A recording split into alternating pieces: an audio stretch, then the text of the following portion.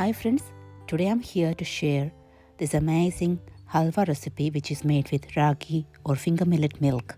I have recently shared a video of how to make sprouted ragi milk. You can check out that video. Otherwise you can make normal ragi milk as I show in this video and use that milk for this halwa. First I'm going to show you how to make this ragi milk. For that I've soaked half cup of ragi, which is finger millet. I've washed it thoroughly before soaking and soaked it overnight. Now I'm going to transfer this into a mixer grinder jar and I'm going to grind it very well to extract the milk. I'm using my NutriBullet here, but you can use any sort of blender or mixer grinder to grind it. All the grains need to be grinded very well so that you can get a good amount of milk from it. As I washed my finger millet very well before soaking it, I'm using the same water to grind it. Make sure you're not adding too much water, otherwise the milk will become too watery.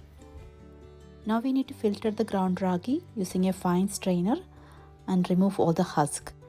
Now you can put the residual back in the mixer grinder and do one more round to extract all the milk out of it.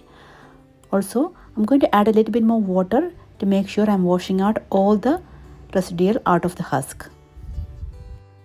Press down firmly with a spoon so that you're squeezing out all the milk out of the husk and you're not wasting any milk. Now our ragi milk is almost ready. I've filtered it one more time to make sure there is no husk left in the milk. I got about 400 ml of ragi milk from half cup of grains. This would be totally depending upon how much water you're using while grinding the ragi. Now I have kept all the ingredients ready for making the ragi halwa. Of course the main ingredient is the ragi milk.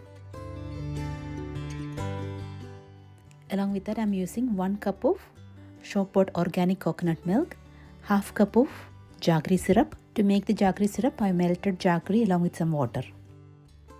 1/4 teaspoon of cardamom powder and about 3 or 4 tablespoons of clarified butter. So let's start making the finger millet halwa now. For that I'm adding my finger millet milk into a thick bottom pan. Along with that I'm going to add the jaggery syrup and mix it very well.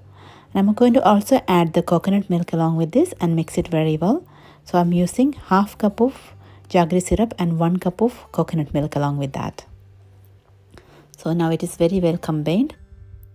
Now we can turn on the heat and I'm going to add the cardamom powder as well. So I've added a 1/4 teaspoon of cardamom powder into this and combine it very well. I'm also going to add 1 tablespoon of clarified butter at this point and make sure I keep stirring. Once the heat is on, we have to keep stirring continuously. Make sure the heat is low at the beginning and you can increase it to medium as it thickens.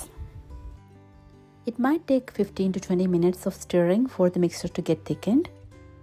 As it thickens, you can add 1 tablespoon of clarified butter. This is totally up depending upon your taste preferences. You can add more clarified butter if you really prefer that. In total, I have added 4 tablespoons of clarified butter for my halwa. Now, as you can see, the mixture is very thick. It took me 25 minutes to get to this stage.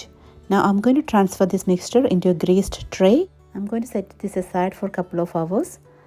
You don't have to refrigerate it. You can keep it outside. You can even keep it overnight for setting it. Now, this is after 3 hours. It looks like my halwa is firm and ready. I'm going to transfer it into a plate and see. Perfect, look at that. It's really yummy. And my kids love it and I often make it for them.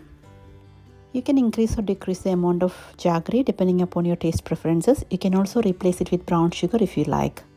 As you all know, ragi is packed with protein, minerals and calcium, so it's very good for kids. They will love it in halwa form even better. If you like my videos, please do not forget to subscribe my channel for more videos. See you soon with another video. Bye.